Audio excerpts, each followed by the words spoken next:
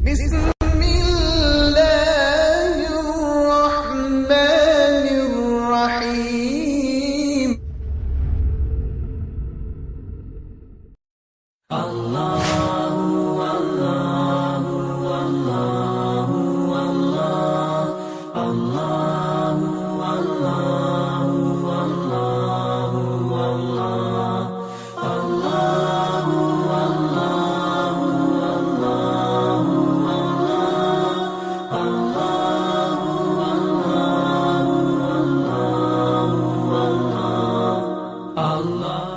نحمده ونصلي على رسوله سيد الأولين والآخرين وعلى آله الطيبين الطاهرين وأصحابه الراشدين المهديين. أعوذ بالله من الشيطان الرجيم. بسم الله الرحمن الرحيم. يا أيها الذين آمنوا استعينوا بالصبر والصلاة إن الله مع الصابرين. صدق اللہ مولانا العظیم. جمیع احباب مکرم، سامعین محترم، حاضرین مجلس درس قرآن، خواتین و حضرات،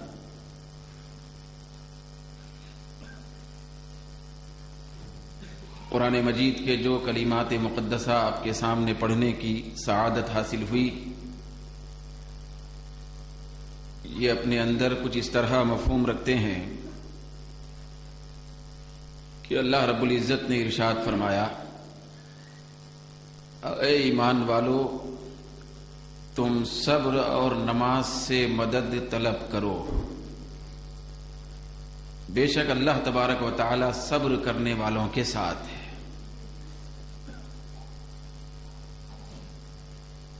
آیت مقدسہ کے مقدس کلمات پچھلی آیت سے کس طرح تعلق رکھتے ہیں اس کو اجاگر کرتے ہوئے میں اپنی گفتگو آج کے نورانی کلمات کے سلسلے میں شروع کرنے کی سعادت حاصل کروں گا۔ پچھلی آیت میں اللہ رب العزت نے فرمایا، فَاذْكُرُونِي أَذْكُرْكُمْ وَاشْكُرُوا لِي وَلَا تَكْفُرُونَ، جس کا خصوصی تبصرہ آپ سب کے سامنے آ چکا ہے کہ اللہ رب العزت نے فرمایا تھا کہ اے بندو تم میرا ذکر کرو، میں تمہارا ذکر کروں گا، میرا شکر کرو اور میری ناشکری نہ کرو۔ تو سب سے پہلا مرتبہ ذکر کا ہے،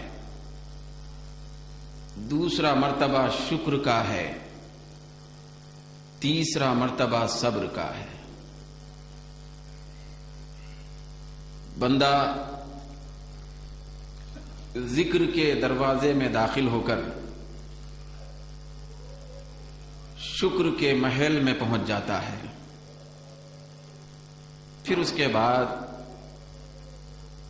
صبر کے انتہائی خاص الخاص خصوصی کوٹھڑی میں وہ داخل ہونے کی جسارت کر سکتا ہے۔ ذکر پہلے ہے، شکر بعد میں ہے، صبر تیسرے نمبر پر ہے۔ یہ وہ خصوصی کمالات اور خصوصی خصائل پروردگار عالم بیان فرما رہا ہے کہ جن کو حد درجے اختیار کرنے کی شدید ضرورت ہوتی ہے۔ بندہ اپنی بندگی میں کامیاب نہیں ہو سکتا جب تک کہ وہ ذکر کرنے والا نہ بنے اور شکر کی کیفیت نہ اختیار کرے، پھر تیسرے مرحلے پر صبر کو اپنے سینے سے نہ لگائے۔ تو ذکر جب بندہ کرنا شروع کر دیا اور پروردگار عالم کا ذکر کرنے والا وہ بن گیا، پھر ذکر کی ایسی کیفیت میں وہ آ گیا کہ اس کے ذکر کرنے کے بعد خداوند قدوس ذکر کرنے والے بندے کا خود خالق کائنات ذکر کرنے لگا۔ تو ذکر کا جو مقام ہے، ذکر کی جو نعمت ہے، ذکر الہی، تو اس کے ذریعے سے بندہ جب ذکر کرتا ہے تو اللہ تبارک و تعالی نعمتیں عطا فرماتا ہے۔ یہ آسان انداز میں بات یاد رکھیں کہ جب ذکر ہوتا ہے تو نعمت ملتی ہے، جب نعمت ملتی ہے تو شکر ہوتا ہے۔ ذرا دنیا میں بھی دیکھیں کہ ہم کو کوئی سیٹھ صاحب یا کوئی سخی آدمی، کوئی اچھا آدمی اس وقت دیتا ہے نکال کر جب ہم کلمات خیر کے ذریعے سے اس کا ذکر کرتے ہیں۔ مانگنے والا سائل جب دروازے پہ آتا ہے تو کھٹکا اور دستک دینے کے بعد بہت کم اس کو دینے کی طرف، زیادہ دینے کی طرف لوگ مائل نہیں ہوتے، مگر جب وہ مانگنے سے پہلے صاحب مکان کے سلسلے میں دعاؤں کے کلمات کہتا ہے کہ اللہ بچوں کو سلامت رکھے، طبیعتیں اچھی رہیں، بلاؤں سے بچائے، مصیبتوں سے حفظ و امان ملے، تو یہ عام دستور جو ہے فقراء کا، مانگنے والے سائلین کا، تو یہ ان کو بھی اچھی طرح معلوم ہے کہ ذکر سے پہلے نعمت ملنے والی نہیں ہے۔ تو جب یہ ذکر کرتا ہے سخاوت کرنے والے کا، صاحب مکان کا، مالدار کا، مالک کا، تو بندہ جب ذکر کر کے مانگتا ہے تو ادھر سے آسانی کے ساتھ خیرات اور نعمت مل جاتی ہے۔ تو دنیا میں جب یہ دستور ہے کہ دنیا میں ایک بندہ ذکر کرنے کے بعد اپنے دل کو موم بنا کر زیادہ سے زیادہ دینے کی طرف مائل ہو جاتا ہے، نہ دینے والا بھی دے دیتا ہے۔ خاص طور پہ اگر بچوں کے حوالے سے ذکر کیا جائے کہ بچے سلامت رہیں، تو یہ ایسا لفظ ہے کہ باپ کا دل موم بننا لازمی ہے۔ دینے کی طرف مائل نہیں تھا لیکن دینے کی طرف مائل ہو جاتا ہے۔ تو دوستو، نعمت، دولت، پیسہ، خیرات، عطا، بخشش کب مل رہی ہے؟ اس وقت مل رہی ہے جبکہ وہ صاحب خیر کا ذکر کرے۔ تو یہ مثال ایک طرف رکھیں اور صرف یہ مثال کے طور پہ رکھیں، کوئی تشبیہ نہیں ہے، کوئی مشابہت نہیں ہے، ذرری بھی، کتنا بھی بڑا سیٹ کیوں نہ ہو، کوئی مشابہت نہیں ہے اللہ کی بارگاہ سے۔ کوئی کتنا ہی زیادہ مالدار اور غنی کیوں نہ ہو، اللہ کی بارگاہ سے کوئی مشابہت نہیں رکھ سکتا۔ قرآن مجید میں اللہ رب العزت نے فرمایا کہ واللہ الغنی وانتم الفقراء، یاد رکھو اللہ ہی مالدار ہے اور تم سب فقیر ہو۔ صرف اللہ ہی مالدار ہے، پروردگار عالم ہی غنی ہے، باقی کے کروڑ پتی بھی فقیر ہے، ارب پتی بھی فقیر ہے، بادشاہ بھی فقیر ہے، سلطان بھی فقیر ہے، سخی بھی فقیر ہے، نہ دینے والا بھی فقیر ہے، دینے والا بھی فقیر ہے۔ ساری انسانیت، ساری کائنات فقیر ہے، پروردگار عالم غنی ہے۔ پھر وہ اللہ رب العزت جس بندے کو غنا کی کیفیت میں لانا چاہتا ہے تو اپنے غنا کے خزانے سے عطا کر کے غنی بنا دیتا ہے۔ تو ہر ایک اس کے غنی بنانے سے غنی اور مالدار بن جاتے ہیں۔ تو اسی لیے اللہ رب العزت پہلے پارے میں ابتدائی آیت میں ہی فرمایا تھا کہ وَمِمَّا رَزَقْنَاهُمْ يُنْفِقُونَ، کہ متقی لوگوں کی پہچان اور شان یہ ہے کہ وہ اس میں سے خرچ کرتے ہیں جو ہم دیتے ہیں۔ ہم دیتے ہیں، تم خرچ کرو۔ تو یہاں جو گفتگو ہے، میں یہ بات، یہ مثال اس لیے آپ کے سامنے عرض کیا ہوں ایک دنیا کے سائلوں کی، تاکہ ہم کو بارگاہ رب العزت کی عظمت اور بارگاہ رب العزت کی خصوصی عطا کی پہچان ہو جائے کہ اللہ رب العزت کی بارگاہ میں بھی یہ دستور ہے، وہ تو دیتا ہے عام خیرات ہر ایک، کوئی اس کے خیرات سے پیدا نہیں ہو سکتا، مرتا بھی نہیں، جو بھی پلتا ہے اس کی خیرات سے پڑتا ہے، رب سب کا ہے۔ لیکن جو خصوصی خیرات عطا کرتا ہے اور جو خصوصی نعمتوں سے مالا مال کرتا ہے، جو دنیا و آخرت کی سعادتوں سے بندوں کی جھولیوں کو بھرتا ہے، جو اس کے خصوصی خزانے عطا کرتا ہے، وہ اس وقت عطا کرتا ہے جب بندے اس کے ذاکر بن جاتے ہیں۔ جب کوئی بندے ذکر کرنے والے بنتے ہیں تو رب العالمین نعمتوں کی ایسی بارش کر دیتا ہے، بارش کرنے کے بعد پھر امتحان شروع ہوتا ہے، یہاں سے آزمائی شروع ہوتی ہے، نعمت پہ امتحان ہوتا ہے، نعمت پہ سوال ہوتا ہے، نعمت پہ گرفت ہوتی ہے، نعمت پہ حساب کتاب ہوتا ہے، ذکر کرتا ہے تو نعمت ملتی ہے، پھر اللہ رب العزت نعمت دے کر، ذکر کے مطابق نعمت دے کر دیکھتا ہے کہ اب نعمت پہ اتراتا ہے یا میری عطا پہ اتراتا ہے، نعمت کو دیکھتا ہے یا دینے والے کو دیکھتا ہے، نعمت کو یاد رکھتا ہے یا مجھے یاد رکھتا ہے۔ جب بندہ اللہ کو یاد رکھتا ہے، یاد رکھے نعمت کے بعد، تو اسی کا نام شکر ہے۔ ذکر کے بعد جو ملے اس کو نعمت کہتے ہیں، نعمت کے بعد بندہ جو خدا کو یاد کرے اس کا نام شکر، وہ شکر ہے۔ تو شکر آنے کے بعد بندے کا امتحان مکمل نہیں ہوا، بندہ منزل مقصود کو نہیں پہنچا۔ بھائی شکر ہے، شکر کی کیفیت بندے میں آ گئی، شاکر بنا۔ کس وجہ سے بنا بولیے؟ میں اہم بات آگے عرض کر رہا ہوں آیت کی روشنی میں۔ کس وجہ سے بندہ شاکر بنا؟ شکر کی نعمت کیسے عطا ہوئی؟ کیسے شکر کی دولت ملی؟ کیونکہ نعمت کی وجہ سے نعمت ملی تھی۔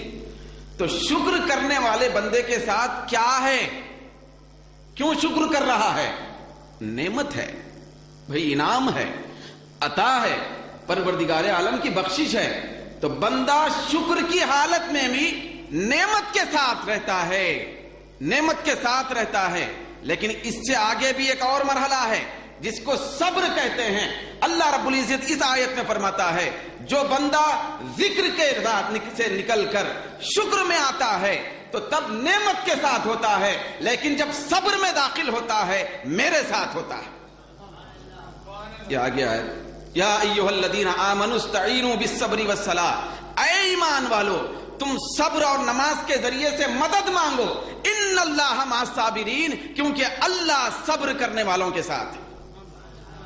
تو جہاں ذکر کرنے والوں کا ذکر آیا تو وہاں اللہ رب العزت نے نہیں فرمایا کہ میں ذکر کرنے والوں کے ساتھ ہوں۔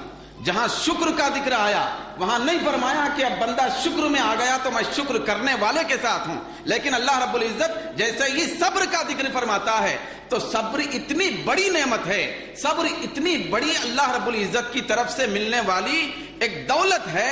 اللہ فرماتا ہے جب بندہ صبر کی منزل میں آئے تو میں ساتھ ہو جاتا ہوں۔ تو شاکروں کے ساتھ نعمت ہوتی ہے، صابروں کے ساتھ نعمت دینے والا خدا ہوتا ہے۔ پھر لطف کی بات یہ ہے، میں آپ سے ایک بالکل سادہ سا سوال کروں کہ نماز بڑھ کے ہے یا صبر بڑھ کے ہے؟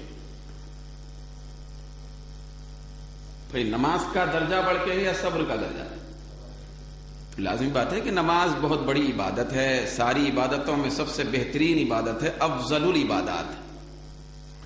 نماز کا اتنا بڑا درجہ ہے کہ اللہ تبارک و تعالی زکوٰۃ کو مخصوص لوگوں کے ساتھ کر دیا۔ جو نصاب والے ہیں، مال والے، وہ زکوٰۃ دینا ہے۔ روزے کو صحت مندوں کے ساتھ کر دیا، صحت مندوں کے ساتھ کر دیا۔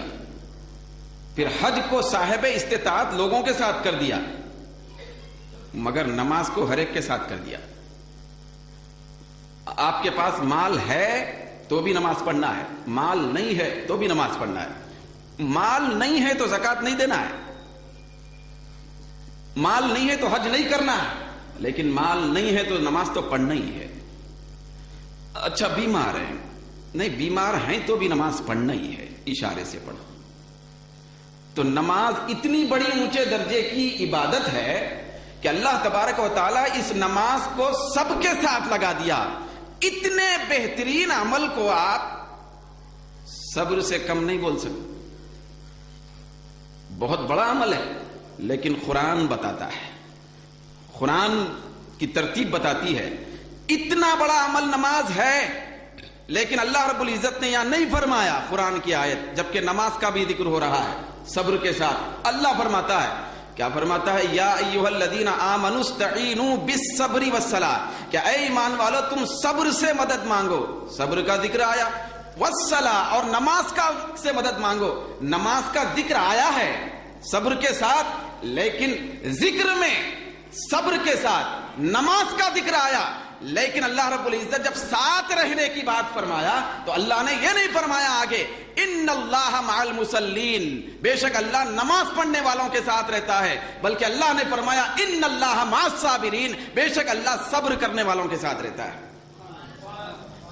تو نماز کو صبر کے ساتھ جوڑ کے بیان بھی فرمایا، پھر نماز کی بہت بڑی اہمیت بھی بتا دیا، نماز کا بہت بڑا اونچا مرتبہ بھی بتا دیا، لیکن جب ساتھ رہنے کی بات آئی، جب معیت کی بات آئی، جب قربت میں رکھنے کی بات آئی، جب اپنے پردوں میں چھپانے کی بات آئی، جب اپنے جلووں میں چھپانے کی بات آئی، جب اپنی معیت اور قربت عطا کرنے کی بات آئی، تو اللہ نے نہیں فرمایا کہ میں نماز پڑھنے والوں کے ساتھ رہتا ہوں، بلکہ اللہ فرماتا ہے میں صبر کرنے والوں کے ساتھ رہتا ہوں۔ تو اب اندازہ لگائیے کہ صبر کتنا اونچا مقام ہے۔ تو اب یہ قرآن کی ترتیب بتا رہی ہے، بھائی ذرا آموختہ پیچھے کا، کہ آپ بتائیں، آپ بولیے کہ صبر ذکر سے بھی بڑا ہے یا نہیں ہے؟ ذکر تو بہت پہلے نمبر پہ گیا نا، تو پہلا دروازہ ہے، تو صبر ذکر سے بھی اونچے درجے کا ہوتا ہے، صبر شکر سے بھی اعلیٰ درجے کا ہوتا ہے، صبر نماز سے بھی اعلیٰ درجے کا ہوتا ہے، کیونکہ اللہ رب العزت صبر کرنے والوں کے ساتھ ہوتا ہے، معیت اس کی خصوصی صابروں کے ساتھ ہوتی ہے۔ تو یہ مقام ہے صبر کا، بہت بڑی نعمت ہے صبر۔ مگر دوستو، صبر بڑی نعمت ہے کہنا بہت آسان ہے، لیکن جیسے ہی صبر کا لفظ بولا جائے گا یا سنا جائے گا تو پھر ہمارے ذہن کے اطراف میں مشقتیں گھومنا شروع ہو جانا چاہیے۔ صبر کس پہ ہوتا ہے؟ بریانی کھانے کے درمیان صبر نہیں ہوتا، پھول پہنتے وقت صبر نہیں ہوتا، راحت میں صبر نہیں ہوتا۔ صبر کا لفظ یہ جڑا ہوا ہے مصیبت سے، صبر کا لفظ جڑا ہوا ہے مشقت سے، صبر کا لفظ جڑا ہوا ہے تکلیفوں سے، صبر کا لفظ وابستہ ہے مصائب و آلام سے، صبر کا لفظ جڑا ہوا ہے پریشانیوں سے، بیماریوں سے، دکھ دردوں سے، لوگوں کے تانوں سے، لوگوں کے جھگڑوں سے، لوگوں کی بدتمیزیوں سے، لوگوں کے ظلم و ستم سے، لوگوں کے ستانے سے، صبر ان سے جڑا ہوا ہے۔ تو آپ بتائیے کہ نماز جڑی ہوئی سے، شکر جڑا ہوا ہے، شکر تو نعمت میں ہو رہا ہے، شکر نعمت میں ہوتا ہے، صبر مصیبت میں ہوتا ہے۔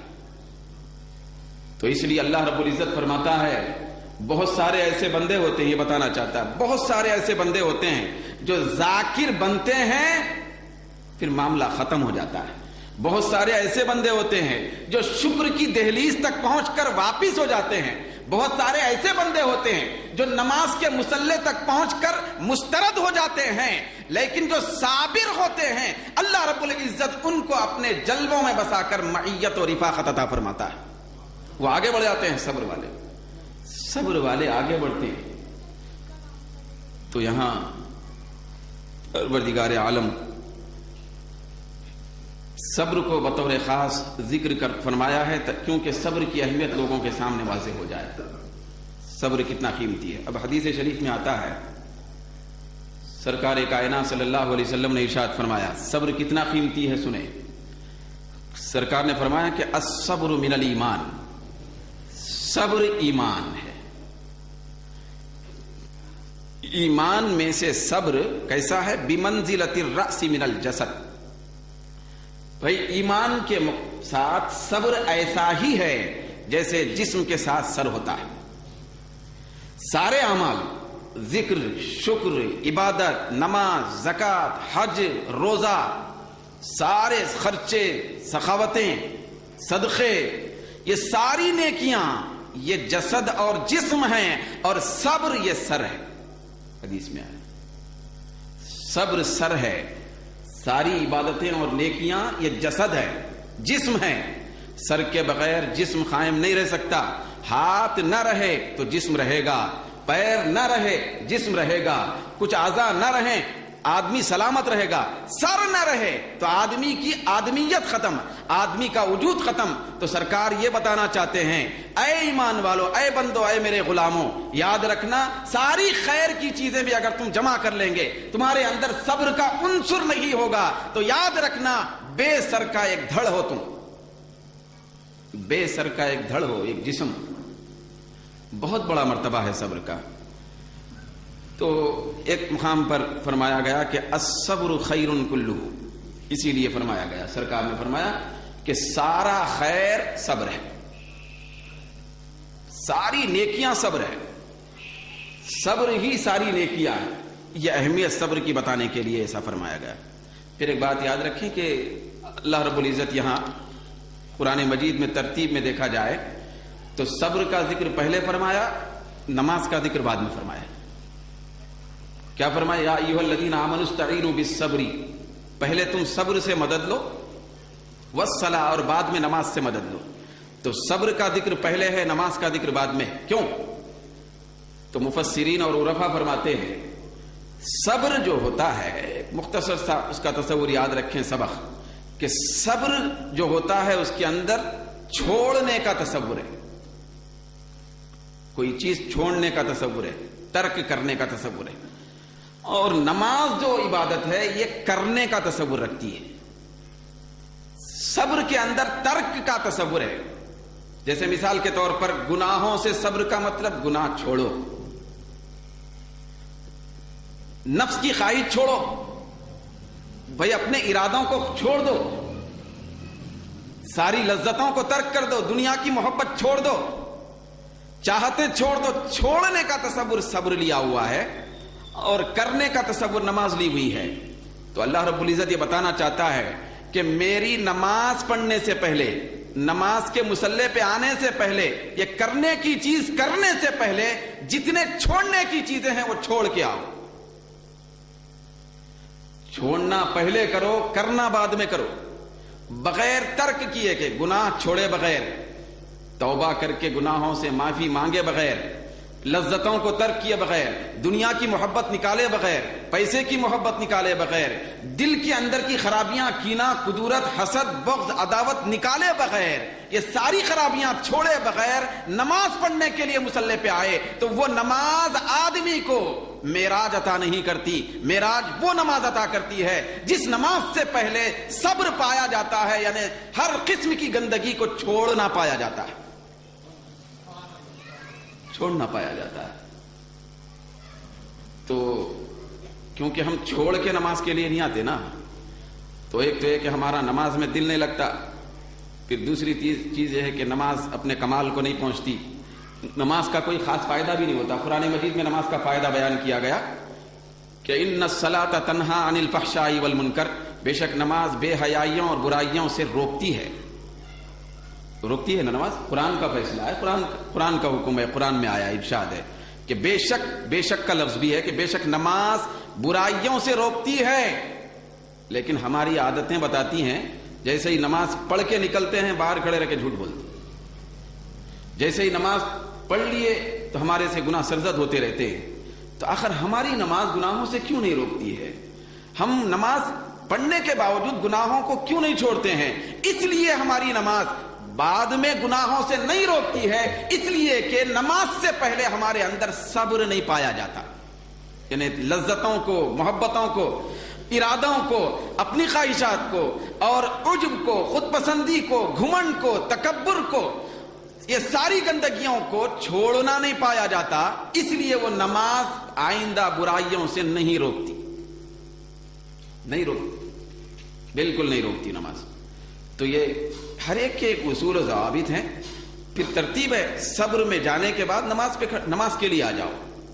تو اب وہ نماز گناہوں سے بچاتی ہے. مسلم شریف کی حدیث ہے, سرکار کونین صلی اللہ علیہ وسلم نے ارشاد فرمایا کہ فَإِنَّ الْعَبْدَ إِمَّا أَن يَكُونَ فِي نِعْمَةٍ, کہ یاد رکھو کہ بے شک بندہ یا تو نعمت میں ہوتا ہے. بندوں کی دو ہی قسمیں ہوتی ہیں دنیا میں, تیسری نہیں ہے. اس اعتبار سے دو قسموں کے بندے ہوتے ہیں, یا تو بندے نعمت میں ہوتے ہیں یا بندے زحمت میں ہوتے، تکلیف میں ہوتے، تیسری قسم نہیں ہے، یا تو نعمت میں ہوگا یا تو زحمت میں ہوگا، مشقت میں ہوگا۔ تو سرکار فرماتے ہیں کہ بندہ یا تو نعمت میں ہوگا یا زحمت میں ہوگا، لیکن جب بندہ نعمت میں ہوگا تو نعمت پر شکر کرے، اور جب زحمت میں ہوگا تو اس زحمت پر صبر کرے۔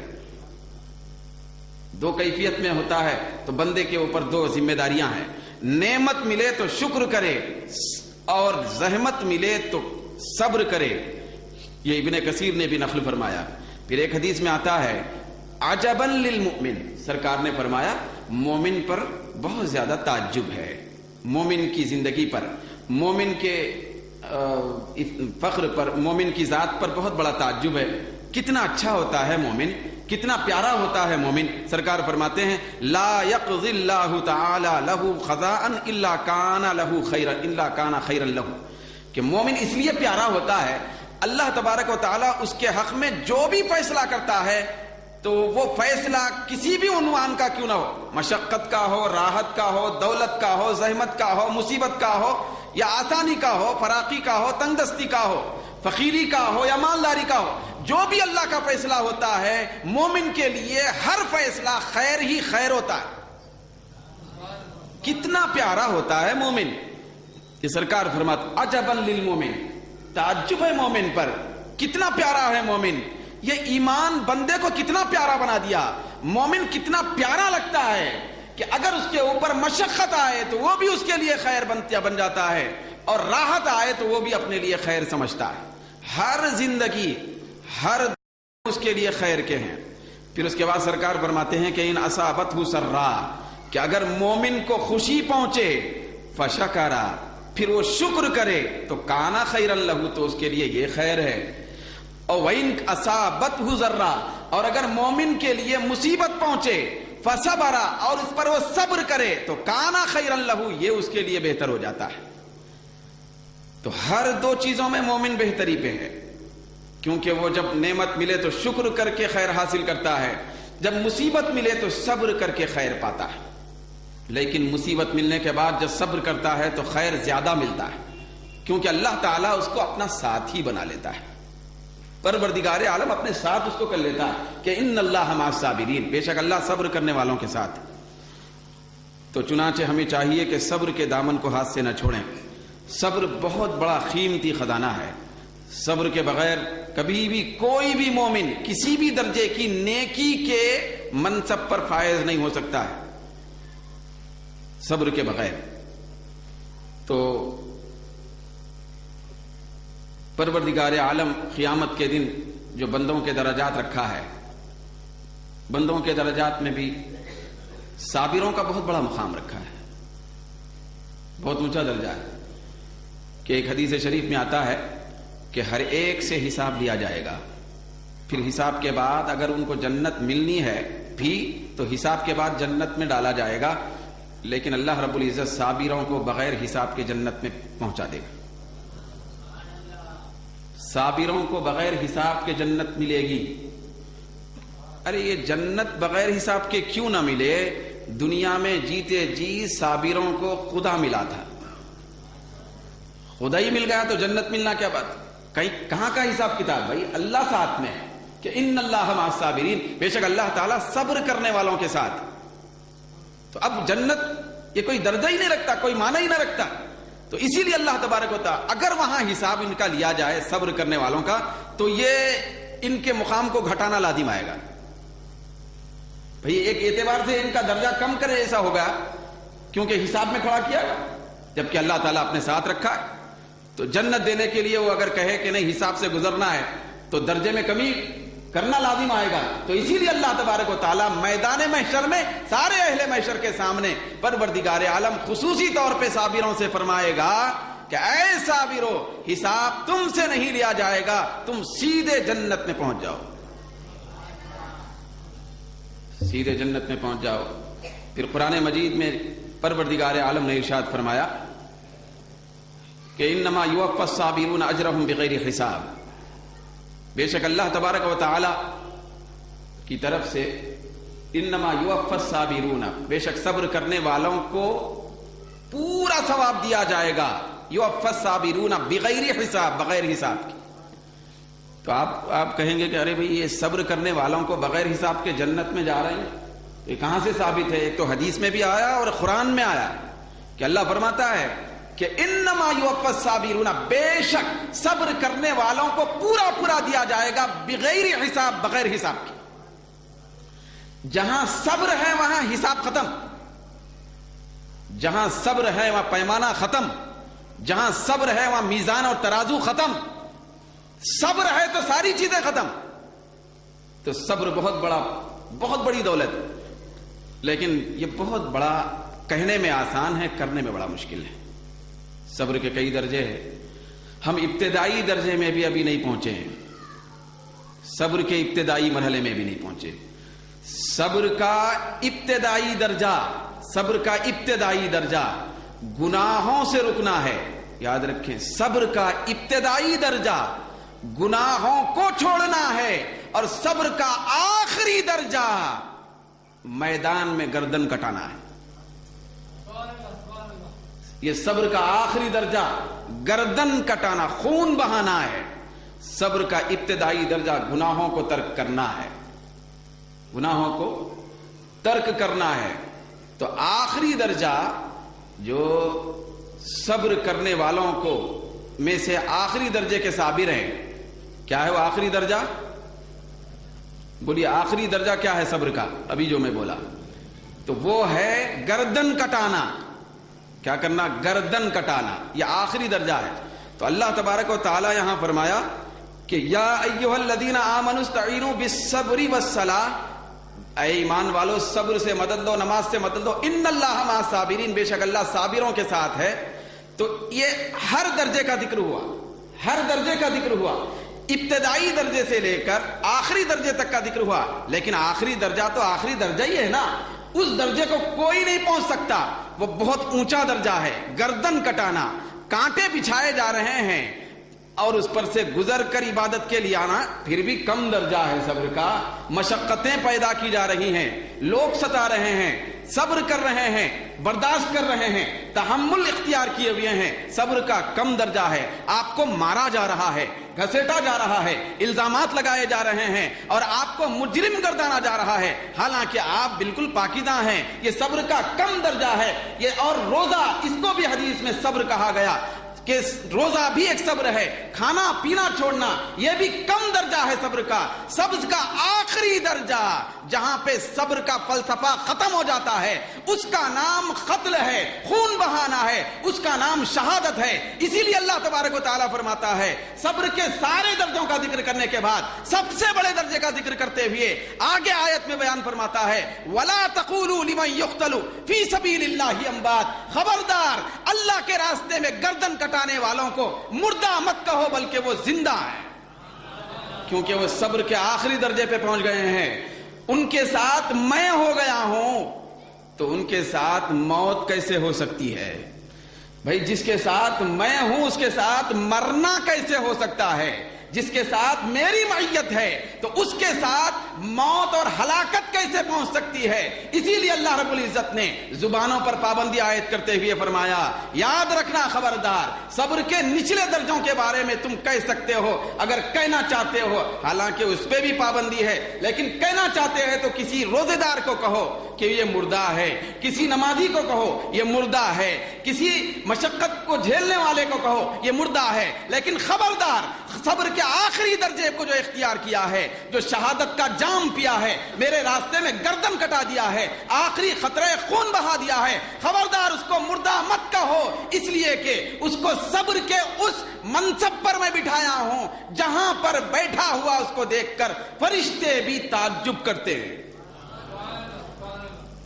फरिश्ते भी ताज्जुब करते हैं। तो इसीलिए सब्र का जो उन्वान है, तो ये जो कुरान की तरतीब देखिए, कैसा प्यारा कलाम है कुरान मजीद, कि पहले जिक्र, फिर उसके बाद शुक्र, फिर उसके बाद सब्र, फिर उसके बाद सब्र का आला दर्जा शहादत, सबसे आखिरी दर्जा शहादत। तो इसका अल्लाह रब्बुल इज्जत बतौर खास जिक्र फरमाया है। تو یہ بہت بڑی مشکل چیز ہے صبر. بھئی آخری درجے پہ ہم پہنچنا ہے، سب سے زیادہ سرخروئی حاصل کرنا چاہتے ہیں ہم، تو آخری درجے پہ پہنچنا ہے، وہ گردن اور گلا کٹانا ہے اللہ کے لیے، جائیداد کے لیے، بھئی عزت نفس کے لیے نہیں، پروردگار عالم کی محبت میں گردن کٹانا ہے. آخری درجہ ہے، تو ہم ابتدائی درجے میں ہی فیل ہیں تو آخری درجے میں کیسے پہنچیں گے؟ ہم مصائب پہ صبر نہیں کرتے، ہم بیماری پہ صبر نہیں کر سکتے، ہم تھوڑی مشقت پہ صبر نہیں کر سکتے، تو ہم کیسے وہاں تک پہنچیں گے؟ اب اللہ رب العزت کی بارگاہ میں ہم کیا عرض کریں؟ تو بڑے لوگ جو تھے اونچے درجے کے، تو وہ لوگ یہ کہتے تھے کہ اے پروردگار، کہ ہم پر جتنی آزمائشیں تو ڈالنا چاہتا ہے ڈال لے، ہم ہر آزمائش میں کامیاب ہونے کی کوشش کریں گے، کامیاب ہوں گے انشاءاللہ. وہ کہتے تھے کہ جو آزمائش آئے ہم استقامت کا پہاڑ بن کے جمے رہیں گے. تو ان کا عنوان تھا. ہم لوگ کیا بولیں؟ ہم لوگ کس طرح جو نا اس صبر کے معنی کو اپنے اندر پیدا کریں، اللہ کی بارگاہ میں کیا عرض کریں؟ قرآن میں دعائیں آئی ہیں صبر کے، وَثَبِّتْ أَقْدَامَنَا، کہ اے پروردگار تم ہم کو ثابت قدم رکھ دے. مصائب آتے تھے ایسے ان کے اوپر. یاد رکھنا، جس شخصیت پر جتنی مصیبتیں آئی، پھر اتنی مصیبتوں پر وہ لبیک کہتے ہوئے صبر اختیار کیے، تو وہ شخصیت اتنی بڑی بعظمت ہوتی ہے. شخصیت بڑی کب بنتی ہے؟ شخصیت بڑی صرف ذکر سے نہیں بنتی، چھوٹی رہتی شخصیت ابھی، شکر سے بھی ذرا چھوٹی رہتی ہے، ابھی نماز سے بھی چھوٹی رہتی، جب صبر میں آ جاتی ہے تو بڑی بن جاتی. وہاں پتہ چلتا کہ شخصیت کتنی بڑی ہے، صبر میں معلوم ہو جاتا ہے. تو وہ دعائیں کرتے تھے کہ اے اللہ ثابت قدم رکھ. پھر حضرت امام حسین کا معاملہ تو الگ ہے. ان کا معاملہ تو یہ ہے، وہ تو زبان کو خاموش رکھے تھے میدان کربلا میں، دعا ہی نہیں کی، دعا ہی نہیں کیے، لب ہی نہیں ہلے، ہونٹوں کو جنبش ہی نہیں دیے. حضرت علی اصغر شہید ہو رہے ہیں، ہونٹوں کو جنبش نہیں دیے. خانوادہ لٹایا جا رہا ہے، ظلم و ستم کے پہاڑ توڑے جا رہے ہیں، ظلم و ستم، پانی روکا جا رہا ہے. اتنا زیادہ ظلم و ستم کہ کبھی آسمان کی بلندی اور زمین کی پستی نے ویسا ظلم نہیں دیکھا تھا. حضرت امام حسین علیہ السلام کی زبان خاموش ہے. کیوں؟ اس لیے کہ یہ ایسے صابر کا نام ہے جو سارے صابروں کا سردار ہے. تو ذرا ان سے کم درجے والے جو لوگ ہوتے تھے صابر، تو وہ کہتے تھے اے اللہ جو آزمائش دینا چاہتا ہے دے لے، ہم صبر کریں گے تاکہ ہمارا آخرت میں درجہ بڑھے اور تیری معیت خصوصی نصیب ہو جائے. ہم کیا کریں؟ ہم تو اس قابل ہی نہیں ہیں، ہم تو آنے سے پہلے کرا رہے ہیں، ہم تو مشقت آنے سے پہلے رو رہے ہیں، ہم مصیبت کے پہنچنے سے پہلے بھاگ رہے ہیں. ہم بہت نچلے پستی میں ہیں، اور ایسے پستی میں ہیں، ایسی پستی میں کہ اس کا بیان ہی نہیں کیا جا سکتا. ہم لفظ کامیابی تو درکنار کاف تک نہیں پہنچ سکتے. ہم کیا کریں؟ ہمارے اپنی ذات کے اعتبار سے، ہمارے اپنے حوصلے کے اعتبار سے، ہماری اپنی کوتاہی اور سستی کے اعتبار سے ہم کیا کریں؟ تو ابھی میں مطالعہ کر رہا تھا مغرب کے بعد، تھوڑا سا دیکھ رہا تھا، تو اللہ کی عطا ہے کہ میرے ذہن میں ایک بات آئی کہ اتنے بڑے بڑے لوگ تو ایسا بولتے تھے، تو ہم جیسے ناقص بھی نہیں بول سکتے، بالکل لوگ ہی نہیں ہیں. ناقص لوگ بھی لوگ ہوتے بھائی، تو ہم لوگ تو لوگ ہی نہیں ہیں. تو حد سے زیادہ پستی میں ہم ہیں، تو ہم اللہ کی بارگاہ میں کیا کریں؟ اب اگر مصیبت آ جائے تو پھر دوڑ رہے ہیں، بھاگ رہے ہیں، بے صبری، پھر اس کے اوپر شکوہ، بے صبری تو دور کی بات ہے، شکوہ، شکایت، پھر اس سے ہمارا ایمان تباہ ہو رہا ہے، تباہ ہو رہا ہے ایمان. جب مصیبت آئے بندہ شکوہ کرے تو بندہ بے عمل نہیں رہتا، بے ایمان بن جاتا. کس پر شکوہ کر رہا ہے؟ کہ پروردگار عالم تجھ پہ مصیبت ڈال کر معیت دینا چاہتا ہے اور تو شکوہ کرتا ہے. اور ہمارا انداز تو یہی ہے صبح شام. میں یہاں بہت بولوں گا, یہاں سے اٹھ کے جانے کے بعد میرا عمل ہی ختم ہو جائے گا, یہ نہیں کر سکوں گا میں. بہت مشکل کام ہے بھائی, یہ بہت مشکل کام ہے, ہمارا ظرف نہیں ہے ایسا. تو میرے ذہن میں ایک بات آئی جو آپ کے سامنے میں اس کا اظہار کر رہا ہوں, عرض کر رہا ہوں. مناسب اگر دکھی تو وہ بات آپ لے لیں. بات یہ آئی کہ بڑے لوگ تو بھائی اس تمنا میں رہتے تھے کہ کتنی مصیبتیں آتی ہیں, آئیں, مصیبتوں کی ایک برسات برسے, تاکہ وہ جتنی مصیبتیں آئیں گی ادھر اللہ کی اتنی معیت بڑھے گی. صبر کریں گے اور معیت بڑھے گی. تو ہم کیا کریں بھائی, مصیبت آنے سے پہلے ہی ہم بہت زیادہ ناشکری, بد زبانی, بد کلامی سب لا رہے ہیں. زبان پہ اگر نہیں بھی لائے تو دل میں تو ہے ہی ہے. یہ کیا ہے, یہ ہمارے گھر میں کیا ہے, یہ میرے جسم پر کیا ہے مصیبت, میرے جسم کا یہ درد کیا ہے, یہ دل میں تو ہے نا. میرے جسم کا یہ درد جو بطور مشقت میرے اوپر وارد کر دیا گیا, بیماری کی شکل میں اگر ہے تو کیا ہے کا ایک ارادہ تو ہے, لیکن اس مصیبت میں, اس درد میں کتنی ترقی ہے, کبھی عالم خیال میں حضرت ایوب علیہ السلام سے پوچھ. حضرت سیدنا ایوب علیہ السلام سے پوچھے, عالم تصور میں سرکار آپ بتائیں کیا ہے آپ کا جسم, وہ درد کیا ہے, کیسا درد تھا, کیسے جسم کے اندر تکالیف تھے, کیسی مشقتیں تھیں. کبھی بھی حضرت ایوب علیہ السلام کی زبان مبارک سے کوئی کلمہ شکوے کا نکلنے کا تو دور کی بات ہے, ہمیشہ فرحت کا ہی اظہار ہوتا تھا. وہ تو شکر کرتے تھے. کیا کرتے تھے؟ شکر کرتے تھے. صبر کے ایسی منزل میں تھے. تو ادھر سے کیا ہوا, جب وہ امتحان پورا ہو گیا, کامیابی ہو گئی, تو دنیا میں جب ہم اچھے بنتے ہیں تو لوگ کہتے ہیں کتنا اچھا آدمی ہے, کتنا اچھا بندہ ہے. جب صبر کی منزل سے گزرے, یاد رکھیں کہ نماز پڑھنے والے کو دیکھ کر لوگ کہتے ہیں, مخلوق کہتی ہے کہ کتنا اچھا بندہ ہے. زکات دینے والے کو دیکھ کر مخلوق کہتی ہے کہ کتنا اچھا بندہ ہے. سخاوت کرنے والے کو دیکھ کر مخلوق کہتی ہے کہ کتنا اچھا بندہ ہے. سجدہ کرنے والے کو دیکھ کر مخلوق کہتی ہے کہ کتنا اچھا بندہ ہے. ذکر اور تسبیح کرنے والے کو دیکھ کر مخلوق کہتی ہے کہ کتنا اچھا بندہ ہے. صبر ایک ایسی منزل ہے. حضرت ایوب علیہ السلام اپنی شان کے مطابق اعلیٰ درجے کے صبر کے امتحان میں کامیاب ہو گئے. تو بندے اور مخلوق نہیں, خالق نے کہا, جس کو قرآن میں بیان کیا گیا, نعم العبد, میرا ایوب کتنا اچھا بندہ ہے. یہ خالق کی بولی ہے بھائی, معبود کی بولی ہے کہ نعم العبد, کتنا اچھا بندہ ہے, کتنا اچھا بندہ ہے. یہ کتنا اچھا بندہ ہے اللہ نے کب کہا؟ صبر کے بعد. صبر کے بعد کہا. تو یہ مقام ہے صبر کا. تو اب ہم کیا کریں؟ صبر کی سرحد میں بھی نہیں آئے اور دیوار کے پاس بھی نہیں کھڑے ہوئے, بہت دور ہیں, بہت دور ہیں. پھر اپنے آپ کو تو بہت زیادہ آخرت کا, دنیا کا ترقی یافتہ ہم سمجھ رہے ہیں, ترقی یافتہ سمجھ رہے ہیں. حالانکہ قرآن مجید میں اللہ رب العزت نے فرمایا کہ الف لام میم احسب الناس ان یترکوا ان یقولوا آمنا وهم لا یفتنون. احسب الناس, کیا لوگ یہ سمجھتے ہیں کہ ان کو ایسے ہی چھوڑ دیا جائے گا ایمان لانے کے بعد؟ کلمہ پڑھ لیے تو بس ایسے ہی چھوڑ دیے جائیں گے؟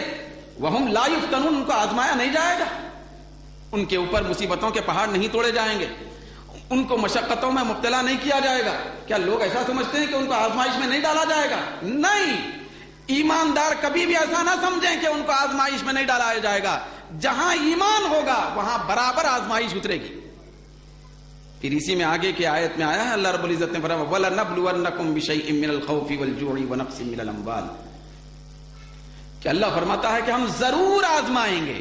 یہ ضرور کا لفظ ہے, یاد رکھیں, میں اس آیت میں تبصرہ کروں گا کہ ہم تم کو ضرور آزمائیں گے ایمان والو. خوف دے کر آزمائیں گے, بھوک دے کر آزمائیں گے, نقصان پیدا کر کے آزمائیں گے, کاروبار میں نقصان, تجارت میں نقصان، اولاد میں نقصان، صحت میں نقصان، یہ دے کر آزمائیں گے.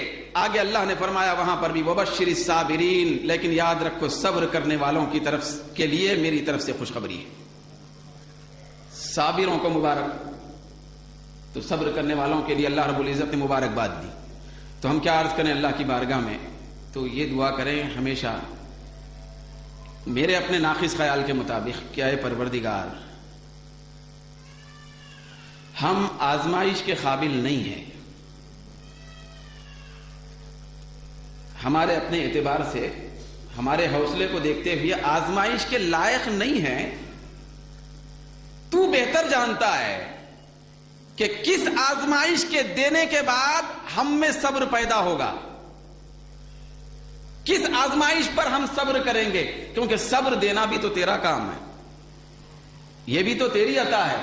تو جس آزمائش میں ہم صبر کر سکیں گے اے اللہ، ایسی آزمائش ہم کو عطا فرما، اور جس آزمائش پر ہم صبر نہیں کر سکتے ہیں پہلے سے ہی اس آزمائش کو ہم سے دور رکھ دے، تاکہ جس مقام پہ کھڑے ہوئے ہیں وہ تو باقی رہے، کہیں اصل سرمایہ ہی نہ لٹ جائے، کہیں اصل پونجی ہی برباد نہ ہو جائے، کہیں راس المال ہی ختم نہ ہو جائے.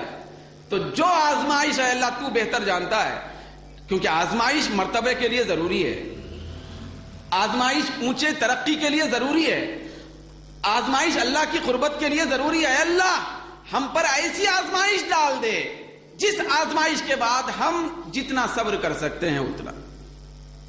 تو ہم کو آزما لے، کیونکہ آزمائش تو ضروری ہے، کیونکہ اس نے فرمایا کہ ہم تم کو ضرور آزمائیں گے.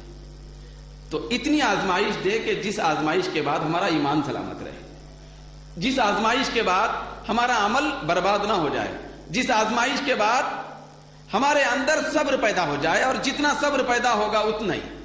میں آپ سے اگر عرض کروں کہ دیکھو بھائی، مشقت اور مصیبت کے بعد صبر ہوتا نا، تو صبر کو خوبصورت بولنا، اچھا بولنا یا نہیں بولنا، یہ گفتگو سے پہلے اگر آپ سے پوچھا جاتا تھا یا مجھ سے پوچھا جاتا تو ہم یہ بولتے ہیں ارے صبر اچھا کیسا ہوتا ہے؟ بھائی صبر مشقتوں سے گزرنے کا نام ہے، صبر ایک کلفتوں سے گزرنے کا نام ہے، صبر ایک مصیبتوں سے گزرنے کا نام ہے، تو اچھی کیسے ہو سکتی ہیں؟ قرآن مجید میں حضرت یعقوب علیہ السلام کے تذکرے کے ضمن میں اللہ نے فرمایا فصبر جمیل، خوبصورت صبر ہوتا ہے. صبر کو خوبصورت کہا گیا، صبر کو خوبصورت کہا گیا کس لیے؟ کیونکہ صبر کے بعد پروردگار عالم کی معیت اور اس کا ساتھ نصیب ہو جاتا ہے. خوبصورت ہوتا ہے صبر. تو اتنی خوبصورت چیز سے ہم دور ہیں، تو اس خوبصورت چیز کو اختیار بھی کرنا ہے. تو کیسے کریں؟ اب تو اللہ سے یہ دعا کرتے رہیں ہم کہ اے پروردگار اتنی آزمائش عطا فرما جس آزمائش پر ہم استقامت میں رہیں، جس آزمائش میں ہم پوری اتر سکیں، جس آزمائش میں ہمارا ضرب قائم رہ سکے، حوصلہ قائم رہ سکے، اتنی آزمائش عطا فرما. کیونکہ آزمائش تو آنا ہی ہے ترقی کے لیے، تو لہذا اتنی آزمائش عطا فرما. اس دعا کے ساتھ ہم اپنی زندگی گزاریں تو انشاءاللہ تبارک و تعالی اللہ کی طرف سے خیر کی بارش نازل ہونے کی پوری توقع اور امید. پروردگار عالم سے دعا ہے کہ اللہ رب العزت ہم سب کو ذاکروں میں سے بھی بنا دے اور شاکروں میں سے بھی کر دے، پھر آخری درجہ صابروں میں سے بھی ہم سب کو کر دے. وآخر دعوانا الحمدللہ رب العالمین.